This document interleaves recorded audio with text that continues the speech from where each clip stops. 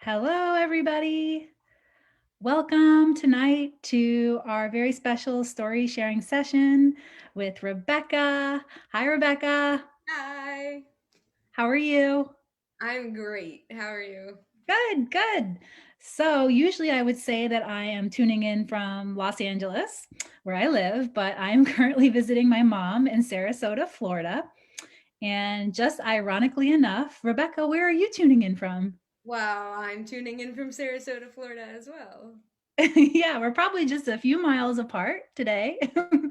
And I actually got to meet Rebecca in person yesterday for the first time, which was really cool. And so I'm so excited for you guys to hear her story tonight.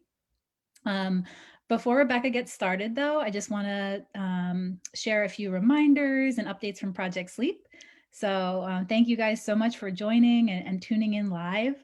If you would go ahead and share where you're tuning in from, it's really fun to see all the different places and locations where people tune into these broadcasts from. We have such a cool, amazing international community. So, go ahead and put where you're watching from in the comments. And also, just know that the comments will stay public with the video recording afterwards. So you don't want to share anything there that you wouldn't want to share publicly.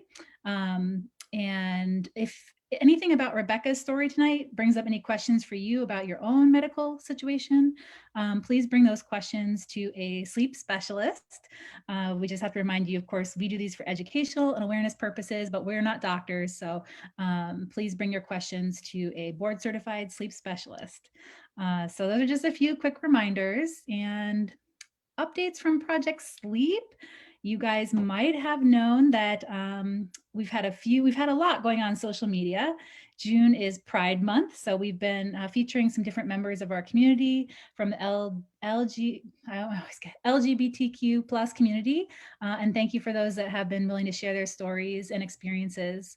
And we have also released the scholarship announcement recently. So we just gave out 31 scholarships to 31 different students, 28 living with narcolepsy, 3 living with idiopathic hypersomnia. And we're really excited to share a little their bios. So you can see those all over our social media. All these kids, young adults who are off to college next year. And we're really happy to support them with the scholarship program. So thank you guys for your donations and your fundraising every year. That helps us to give out those scholarships. Last announcement before Rebecca gets started is that on Wednesday, we have our Nerd Alert. So we have Narcolepsy Nerd Alert broadcasts once a month. And on Wednesday, we're going to have one on narcolepsy and napping, going all dorky, full hour on napping, which is such a big part of many people's experience. So we can't wait to dive in and talk about different aspects of napping. We're going to have Mary Murray, who is a woman living with idiopathic hypersomnia and a dear friend of mine. She'll be one of the guests. And then Dr. Luis Ortiz, who is a pediatric sleep specialist. Just north of where we are in Tampa, Florida, who is also living with narcolepsy himself. So those will be our two special guests, and we're really excited to have a great discussion about napping. So please tune in on Wednesday. That is going to be at 5 p.m. Eastern on Wednesday. We changed the time from our usual time, so just note that. I think that's all for Project Sleep updates right now. Rebecca, are you want to go ahead and get your slides up and I can introduce you? Okay. Oh, and now I have to remember how to say your last name, Heintz'z? Yeah. All right. Rebecca Heintz'z is a math teacher and a pianist. Whoops. In Sarasota, Florida. She was diagnosed with idiopathic hypersomnia at 33 years old. As a teacher, she coaches students to strive for success and believes that it's important for all people to know about the importance of sleep and the nature of sleep disorders. As a trained speaker now with Project Sleep's Rising Voices of Narcolepsy program, Rebecca is sharing her story from first symptoms to a successful diagnosis and treatment plan in order to personalize her condition and help others understand it. So I guess I'll give you a big yay. Welcome, Rebecca, on behalf of everyone tuning in. Take it Uh, away. and thank you for the invitation to speak at this. I'm so excited to get to share my story with you. So I guess I'll just get going here. My name's Rebecca. I grew up in small town Sydney, Ohio. Let's see, there we go. Um, and I was very involved in every activity that you could think of. I was in sports and music. I did band, choir, track, swimming, soccer, volleyball, pretty much you name it. I wanted to be involved in it. And I come from a fairly type A household as well. My dad is a civil engineer, and my mom does works in IT. And so we are very driven and analytical family. I graduated as high school valedictorian, as you can see on the picture on the left, and National Merit Scholar. And then I went and studied mathematics at the Ohio State University. Go Buckeyes! Um, and I was also a member of the track and field team at Ohio State. I pole vaulted for them, which is the picture on the right. After graduating college, I decided to move to sunny Sarasota, Florida, to pursue teaching high school mathematics. So I picked up, moved to Florida, and became a real adult, set off on my journey. I I was always a light sleeper at night from my childhood, and I liked to nap as well throughout my teenage years. But the first sign in adulthood that something was amiss here was just that I started feeling this compulsive need to be horizontal in the afternoon. That was how I phrased it in my head, was that I just felt like I needed to be horizontal right now. In my first years of teaching, I would come home after school and just be so tired, and I would nap at the end of the long week, and I would think, well, yeah, teaching just takes a lot of energy and I'm just tired. Sometimes I would plan on attending the Friday night football games and then end up sleeping through them or sleeping through the first quarter and then not going anymore. And then this worsened over time. So at the age of 33, in my ninth year teaching, I think, I happened to have last period planning, which was from 1:30 to 2:15 in the afternoon. And one afternoon, I turned the lights off in my classroom and I used my cardigan as a pillow behind me. I sat on the floor behind my desk with my door locked, and I thought, I just need to sleep for 8 minutes. And I set the alarm on my phone for 8 minutes because I could not get anything done until I had closed my eyes. Other days, I would skip lunch so that I could put my head on my desk for my 25-minute lunch period before I had to teach my afternoon classes. I would also find myself eating candy when I was in my classroom alone, so that I would unwrap the candy, eat the candy, throw the wrapper away, unwrap the next candy, and it was giving me something to do so that I could stay awake through the afternoon. I would find myself irritable with my students. You can just ask them, I'm sure. And sometimes I would or sometimes I would act extra hyper to keep myself going. So because I was so tired, I would be extra excited about the mathematics. Proctoring the FSA, which is our Florida Standards Assessment, that was especially difficult. When we proctor the test for the entirety of the test, which is a few hours, the students are working silently, and as proctors, we are not allowed to be on our email or be reading a book or doing anything other than just simply watching the students who are taking a test in silence. So it's not the most engaging activity, and that was really hard for me to try to stay awake. There's a classroom of students in there, and I, obviously would be mortified if I fell asleep. So I would pace up and down the aisles and touch my toes and kind of twist around, trying not to be distracting, but to stay awake and just pray that I wouldn't fall asleep. Also, despite my best efforts at work, I started having a hard time staying awake in staff meetings. We would have once a month staff meetings. They normally only last a half hour, but it was in the afternoon and I would be sitting in the auditorium, and I got a nudge from the teacher beside me one time, and he just was laughing. Oh, you're falling asleep. And I was mortified. I felt like I was being disrespectful to our administration that I was falling asleep during the staff meeting. My work atmosphere was not the only part of my life to start falling prey to whatever was going on with me. After school, I would be walking to my car and I would be planning my afternoon activities. But as soon as I sat down in my car to drive home, it was all I could do to try to keep my eyes open for the 8-minute drive home. I would busy myself with my phone. I would get on Facebook or I would text people during my drive home, which I knew you're not supposed to do, but I was just trying to keep my eyes open. Uh, and then as soon as I got home, it was I would kick off my shoes on the way in and I would just hit my bed and sleep for hours. And when I woke up, I didn't feel any better really than when I had fallen asleep. And I was out of sorts and I was frustrated at myself for sleeping away the afternoon, not going to the gym, not getting done the project or whatever I, had planned on doing when I was walking to my car. I figured everyone says that your metabolism slows down when you turn 30, so I guess this is just it for me. I guess I'm just getting old.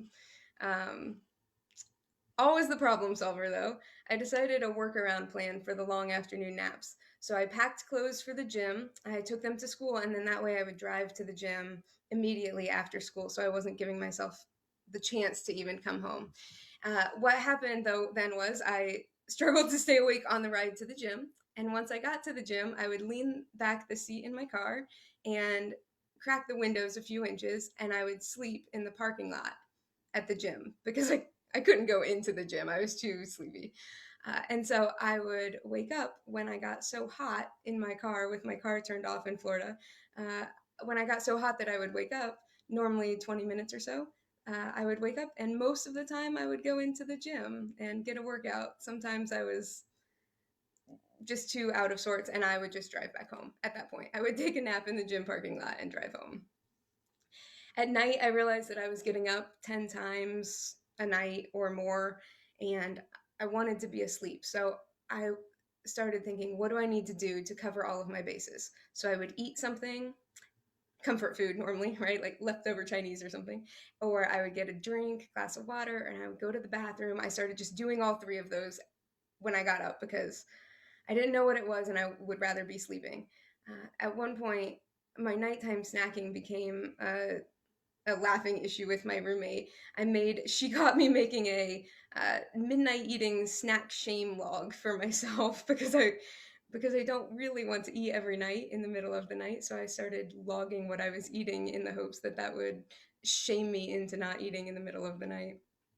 I would go back to bed after I had done all these things and fall back asleep and then wake up again and look at the clock and 5 minutes had passed. I had been asleep for 5 minutes, which was really frustrating.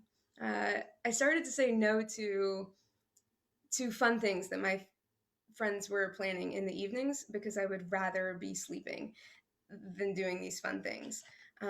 And sometimes I would sleep through dates I had scheduled with friends. You can see on the slide, this was an apology note that I had written to my friend Terry that she took a picture of later and that she had kept and sent to me. It says, Terry, I'm sorry for sleeping through our dinner date.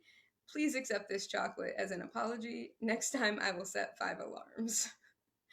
And then even with hanging with my family became difficult as well. When I would visit my parents who were in Ohio at Christmas time, around that age, like 32, 33, I realized that I was going to bed before my parents. I was getting up after my parents. I would make sure to set an alarm for 8 because my mom thinks that anything after 8 o'clock is lazy. So I didn't want to feel guilty for sleeping in. So I would set an alarm for 8. That's also as late as she would hold breakfast for me.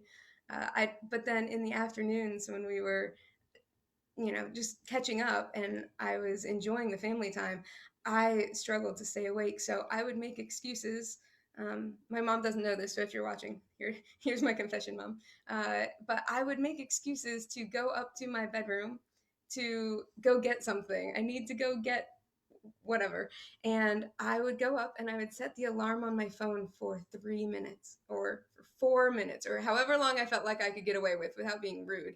And I would sleep for that amount of time. And then I would go back downstairs and rejoin the conversation. Or I would get up when we were talking so that I could go to the bathroom. just really just to get up and walk around. Uh, at one point, my mom asked me if I was depressed, or if she wondered if I thought that I was depressed because I wanted to sleep all the time. And I told her I don't think I'm depressed. I mean, if this is what depressed feels like, but I don't think so. I just wasn't sure really what was going on. After that, there were a couple events that were catalysts that helped me realize that this was not just what getting old feels like, and prompted me to seek answers. First was my continued episodes of falling asleep while driving. I couldn't plan afternoon trips to Tampa, which is 45, 50 minutes away, without knowing in the back of my head that I would need to pull over and find a shady parking spot at a Walmart and sleep in the back seat, or sometimes just lay the front seat back for about 10 minutes and then continue my trip to Tampa. I did find this great idea of speeding up to the red lights so that I could close my eyes at the red light, and I would close my eyes and I would count to 10 with my eyes closed, and then I would open my eyes and look and see if the light was green yet. And then if it wasn't, I would close my eyes for another 10 seconds. Best case scenario, I would open my eyes right as the light was turning green. Worst case scenario, the people behind me would honk at me because I was sleeping and the light turned green, and then I would just, oh, okay, thanks, and wave and just go on. So that was becoming more routine than it should have been. And then one night I was on my way home and I fell asleep at a light, and when I fell asleep, my foot slipped off the brake and I tapped the car in front of me. He was the guy that I hit. His car was fine. My car was fine. I had come from a complete stop since I was already stopped before I fell asleep. But I was so embarrassed. I just told him my foot slipped off the brake because I didn't want to tell him I fell asleep at this stoplight. So that was definitely something that I thought, something is wrong here. The other nudge in the direction of seeking help was actually my friend Dan, who's in the picture over on the right side of the screen. The big head, that was his birthday party that I was at right there. My friend Dan from church, he and I were talking and having a conversation. I was telling him some of my afternoon sleepy troubles and giving him stories, and he said, sounds like you might have something like I have. And he went on to share with me that he had idiopathic hypersomnia and that he took medicine to stay awake in the day. Just hearing that and knowing that was actually a thing out there, and that perhaps that might be what I had, and that I should, or could have this problem fixed, was, gave me hope and sent me kind of on the direction of seeking some diagnosis. So I went and saw a sleep neurologist, and she ordered me to a sleep study. I was so excited about the sleep study. I was going to prove to everyone that I did have something wrong with me, that I wasn't just lazy and it wasn't just slow metabolism. I was so excited. I could fall asleep anywhere, everywhere, it doesn't matter. So I knew more or less what was going to happen. In a sleep study, I was going to go to the center around evening time. They would connect me to a lot of, diodes and this and that, and I would sleep in a room with a camera, and they would watch me sleep.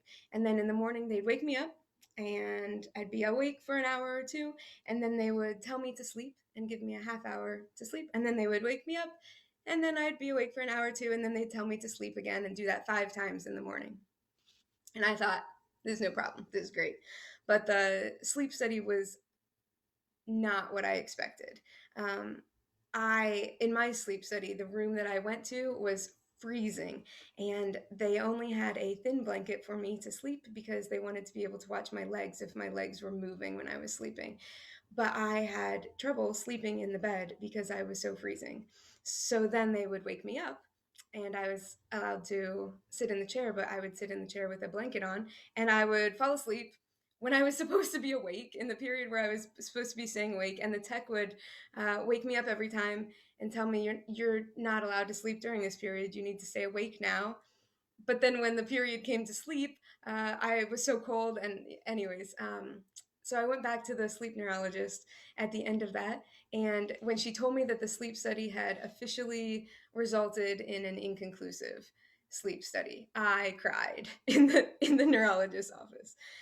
I I felt so disheartened, and I implored her to not give up on me and turn me away or say that nothing was wrong with me. I said, what else can we do? Thankfully, she said that even though the sleep study was officially inconclusive, she was able to take those results and then augment them with some of our conversations, um, and diagnose me with idiopathic hypersomnia. Once I received my diagnosis, so many pieces fit together. I made so much more sense of what had been happening the last 5-10 years. Everything that I went back through and started thinking, I thought, oh yeah, that makes so much more sense. Here's a little bit about what I've learned about narcolepsy and idiopathic hypersomnia. Both narcolepsy and idiopathic hypersomnia are chronic neurological disorders that impair the brain's regulation of the sleep-wake cycle. Narcolepsy affects about 1 in 2,000 people, so that's 200,000 Americans and 3 million people worldwide. Idiopathic hypersomnia affects 1 in 20,000 people, so about 10 times more rare. And the most common method to diagnose either one of these is a polysomnogram and multiple sleep latency test. The narcolepsy symptoms vary by person, but generally include excessive daytime sleepiness, periods of extreme sleepiness during the day that feel comparable to how someone without narcolepsy would feel after being awake for 48 to 72 hours. Cataplexy is a symptom of narcolepsy that can be included, which is striking sudden episodes of muscle weakness, usually triggered by strong emotions such as laughter, exhilaration, surprise, or anger. The severity may vary from just a slackening of the jaw to buckling of the knees to falling down entirely. The duration can last from just a couple seconds to several minutes, but the person remains fully conscious when it's happening, even if they may be unable to speak. Also, hypnagogic and hypnopomic hallucinations. These are visual, auditory, tactile hallucinations upon falling asleep or waking up, which can be frightening and confusing, I'm sure. I do not have narcolepsy, but they are reported as being frightening many times. Sleep paralysis is another one. Sleep paralysis is the inability to move for a few seconds or minutes upon falling asleep or waking up. It's often accompanied by those hallucinations, and it's important to know that people without narcolepsy actually can experience these hallucinations and sleep paralysis. In fact, about 1/3 of all people experience these at some point in their lives, usually during periods of high stress or poor sleep. For people with narcolepsy, these are much more frequent and consistent over time. And then lastly, for narcolepsy is disrupted nighttime sleep. Unlike public perception of narcolepsy, people with narcolepsy don't just sleep all the time. It's that the timing of the sleepiness is off with narcolepsy. So one may fight sleepiness during the day, but then struggle to sleep at night. There are 2 forms of narcolepsy: narcolepsy with cataplexy and narcolepsy without cataplexy. Recent research suggests that narcolepsy with cataplexy is caused by a lack of hypocretin, which is a key neurotransmitter that helps sustain alertness and regulate the sleep-wake cycle. Less is known about narcolepsy without cataplexy. For idiopathic hypersomnia, the symptoms are, some of the symptoms are similar. Excessive daytime sleepiness, which is not eased by a full night's slumber. So it turns out that the afternoons of falling asleep at work or at meetings in the gym, that was, for me, the excessive daytime sleepiness. Even long naps will result in feeling no better or worse upon waking than when falling asleep, which I can attest to. Sleep inertia. Sleep inertia is a transitional state after I wake in the afternoons that I just desire to return to sleep, and I feel foggy and it's difficult to focus on anything. It's kind of a transition state between being asleep and being awake after the afternoon sleeping. And then also the disrupted nighttime sleep, like my nightly trips to the kitchen and the bathroom. There is currently no cure for narcolepsy or for idiopathic hypersomnia.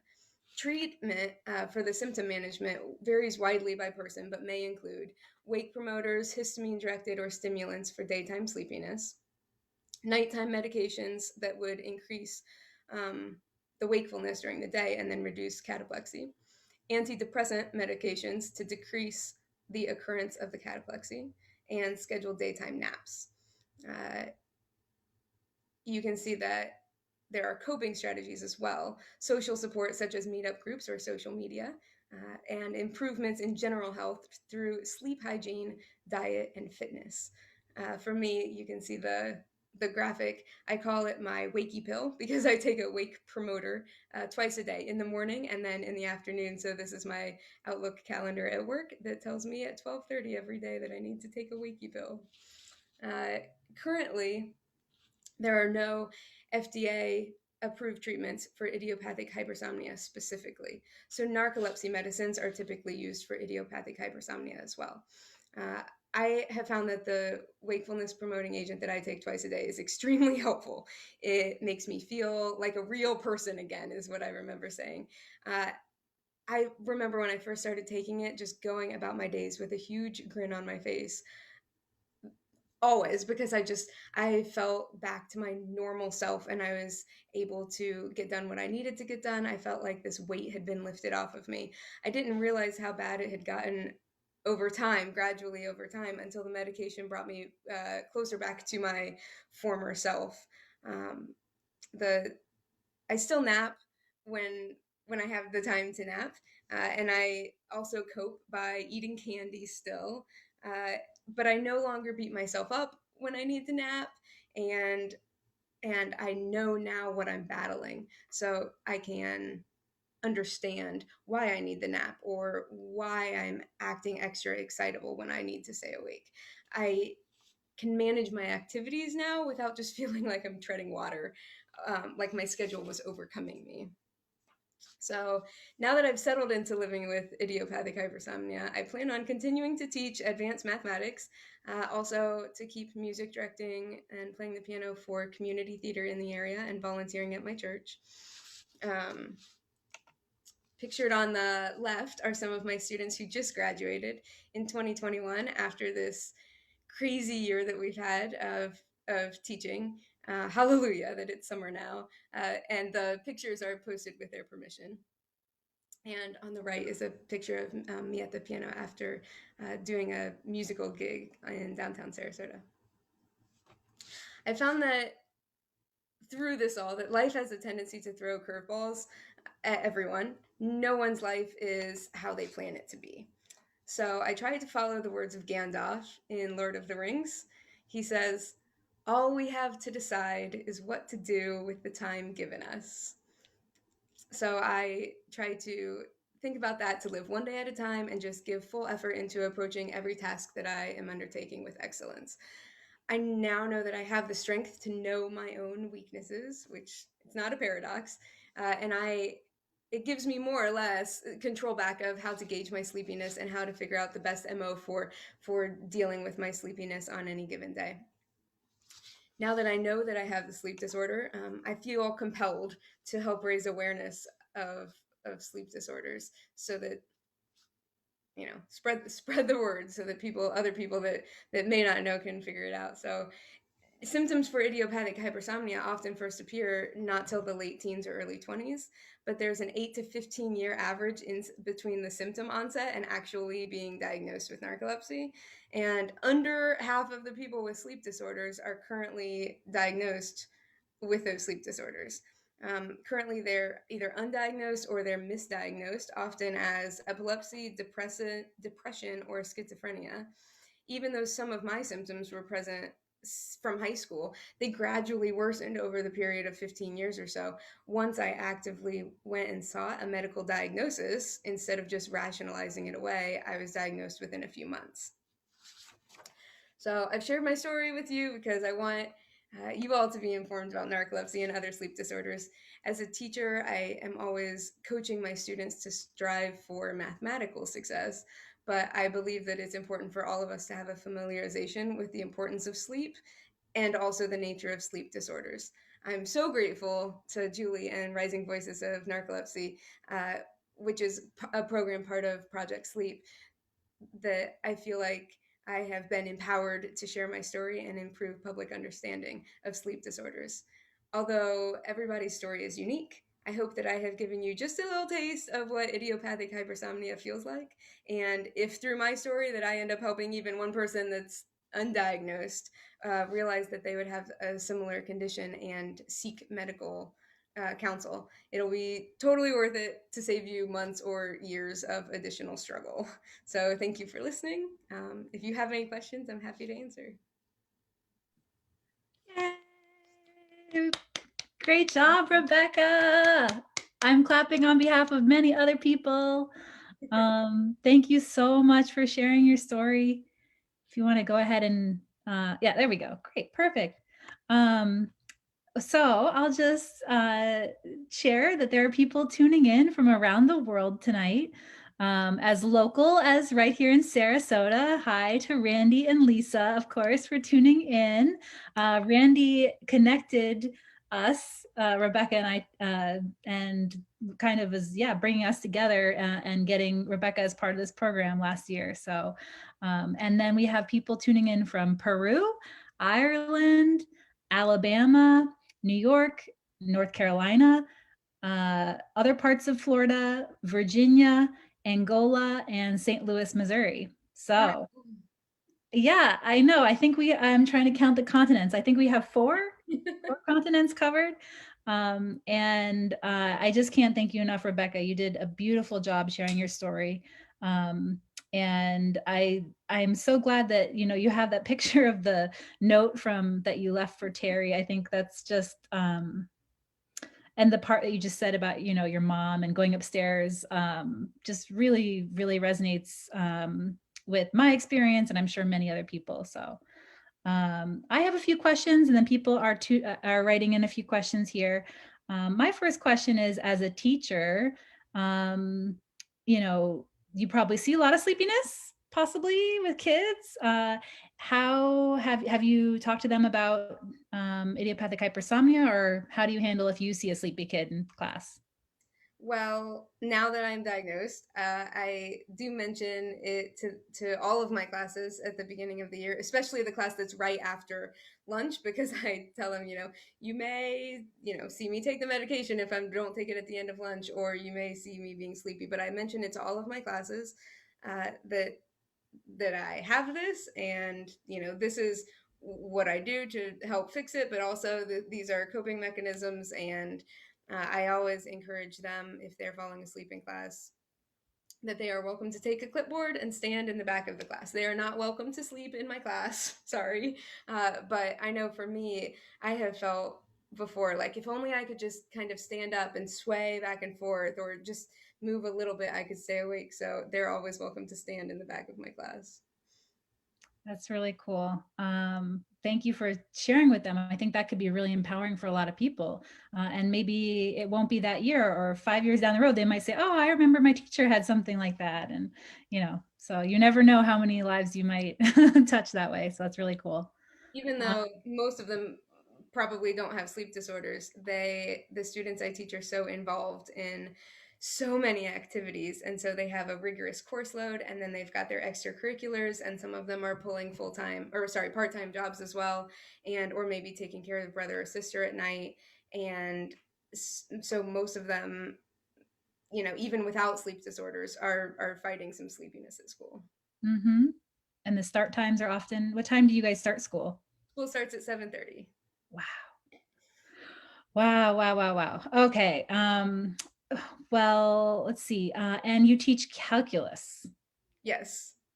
Okay, so I think our brains are a little like we have a lot in common. I feel like we're very similar in lots of ways. But so you like math, and you find that does that energize you to think about math? I love math. I love the beauty of it. There are, generally mathematicians would consider themselves pure mathematicians or applied mathematicians, but I really don't care for the question, when are we going to use this in real life? I know that the students do, so I try to tell them, the applications of it. But for me, I just appreciate the beauty of it. This proof, just look how nicely this flows, or the fact that you can do a problem using vectors, or maybe using matrices, or maybe using just algebra, and that you're going to have a consistent answer, but there's creativity in the method. So yes, Okay. I'm a complete math nerd.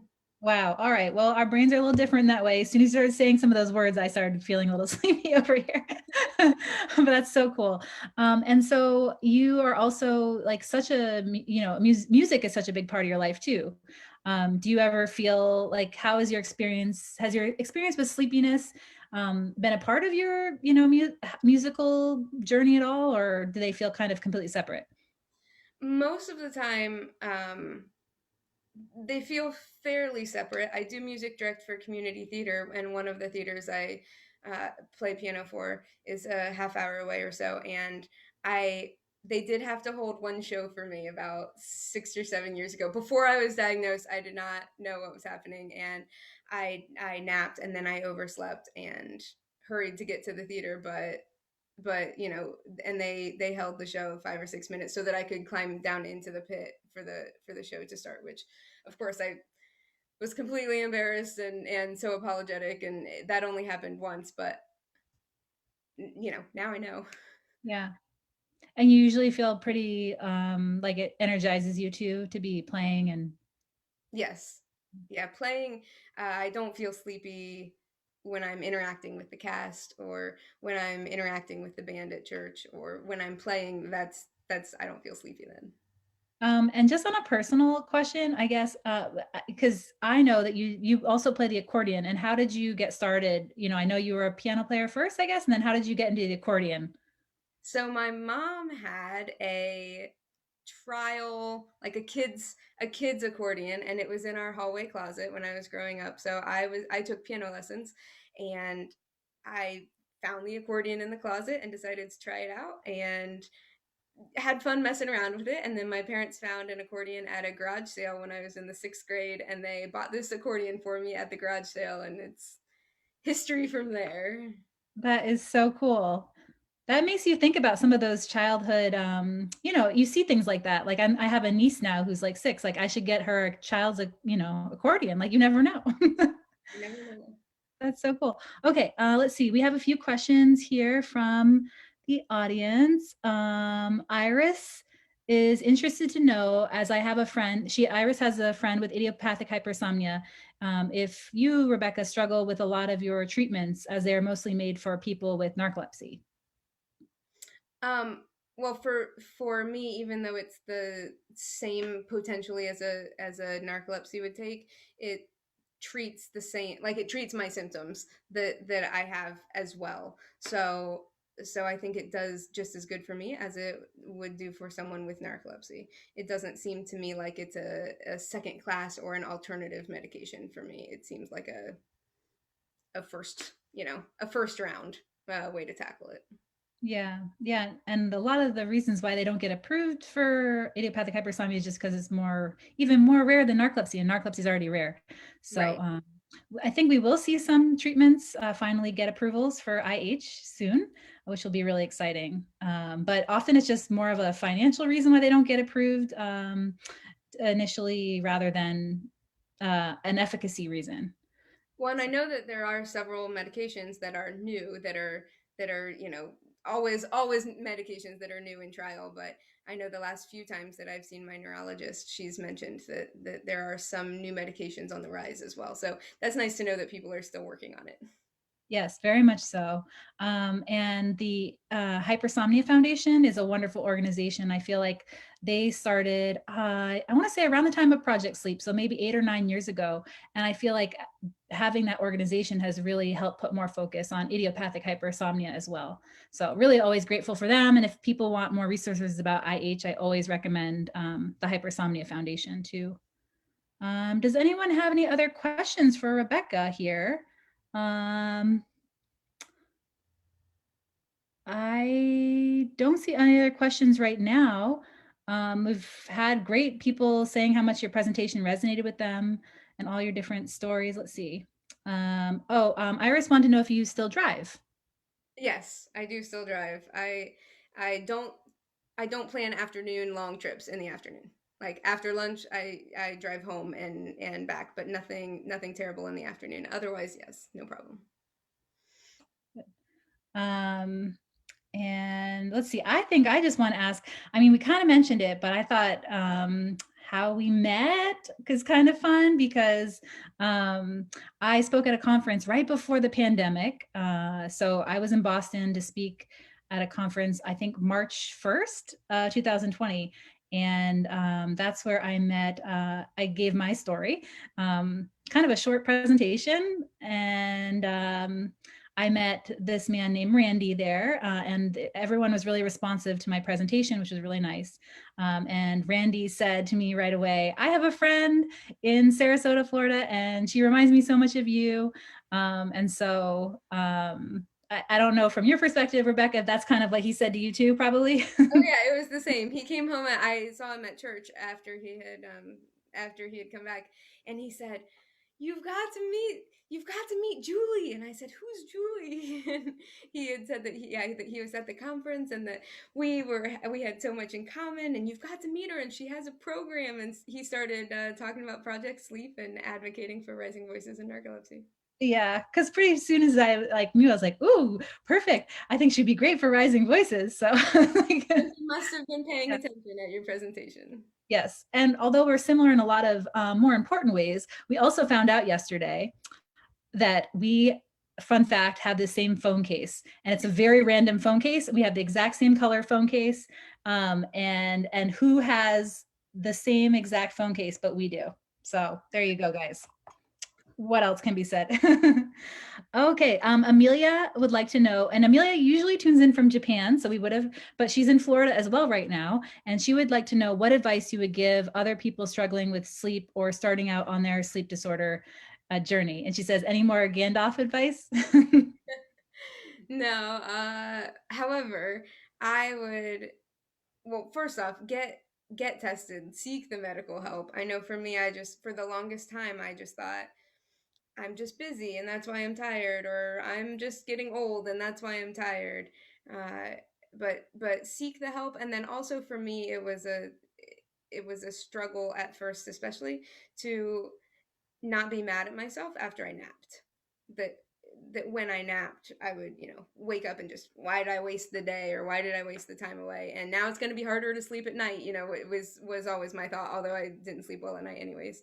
And so I guess my advice would be to let that go. Like, do what you need to do and cope. My neurologist had said that if I wasn't a teacher, that she writes prescriptions for naps for people at office buildings, and it's, obviously I can't do that teaching, but that it would be totally fine to go home and just nap, and if I need a, longer nap, then do that. And so now that I've given myself permission to do that, it feels, that I'm just not down on myself as much for that. Mm-hmm. And how have you, I know you said, that I think another big moment of your presentation is that you had this friend from church who shared about his diagnosis. So I mean, I guess but have you guys like, has that been nice to have? You already knew someone with IH even before you were diagnosed. So I assume that's still kind of a nice thing to know someone else personally, whereas many people might not know someone else for years. Yeah, it was. I mean, it was fantastic to talk with him beforehand, just to know that that was even a thing. At that time, I didn't even know idiopathic hypersomnia existed. So the fact that he told me it was, and turns out now that we take the same medication, we just, we happen to take the same medication, and so we can talk about it, and, and how's it going for you, and, how has this season been going, because everyone's seasons in life are still, a little bit different to navigate through. I know with COVID and pandemic, when people started working from home instead of going into work, it just changes the routine. And as a teacher, my routine changes every summer since I'm not at work. And so, how's this season going? And I don't see him as often as I used to, but it's nice to have that camaraderie with him. So cool. We have a few more questions for you. So let's see. Chelsea would like to know, do you nap on your lunch break when you're not teaching? Sometimes, most of the time, no, but sometimes, yes. And now, if I'm on lunch break, I don't lay down, but I will lay my head on my desk, or on my arm on my desk, and um, I'll wake up when the bell rings. The bell's loud, the bell to have the students leave lunch to come into seventh period. So I always make sure that I'm ready for seventh period first. Mhm. And then Randy would like to know what types of behavioral modifications or non-drug therapies are recommended to improve sleep disorders.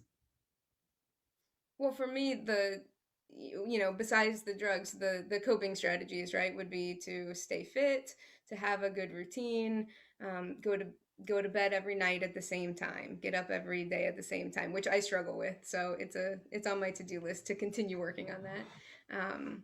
But to have a routine and then to know, what you can do to cope. So for me, the eating candy to unwrap the candy and eat the candy is a temporary fix. I'm not going to be able to do that for hours, but if it's a small thing, or just singing along to the radio, or I think everyone individually kind of comes up with some coping strategies that they use. Definitely. Okay, Iris says, sorry, just one more. She says, I was so shocked by the lack of conditions during your sleep study. Were you able to tell them that probably highly impacted your study? Yeah, I did, and I had shared that with the neurologist. I was able to fall asleep. Yeah, they give you a half hour to fall asleep, and then they wake you up regardless of whether you fell asleep or not. They tell you to get up at the end of that half hour. So, I think in the 5 times I fell asleep at like twice at the 20-minute mark, but it was to pass the test or something, you had to do it at the 15-minute mark, or you had to do it earlier, and I fell asleep after 20 minutes or 25 minutes twice. So I missed it, or it didn't count those times because I fell asleep too late. And then, of course, then they woke me up 5 minutes later when the half hour was up and said, okay, now you have to be awake for 2 hours, and which was a struggle to stay awake for those 2 hours then. And I did fall asleep within the time a couple times, but yeah, it just overall was not enough to provide the conclusive result. Yeah. Oh, well, Rebecca, I can't thank you enough tonight for sharing your story. Thank you for everyone for tuning in. This has been really special. And you have a way of sharing your story and of sharing facts that is just really compelling. And so we're just so grateful to have you as part of this. And can't wait to have you speak more. So you're going to be out at conferences and sharing your story more. I know it. I wouldn't mind that. Thank you for having me. Yes, of course. All right. Well, folks, hopefully we'll see you Wednesday. We're going to have a whole broadcast just about napping. We're going to try to get rid of that nap shame. Let it go. I mean, you said let it go. And I thought we could have a little Frozen. Isn't that let it go, let it go? If only I had the accordion handy. Oh shoot! Uh-oh. If We could not, get the don't worry, it's musical. We can a musical edition of Narcolepsy Awareness. I think we should probably start working on that. All right. Well, thanks everybody, and thanks again, Rebecca. Have a good rest of the night or day wherever you are. We'll see you again soon. Bye.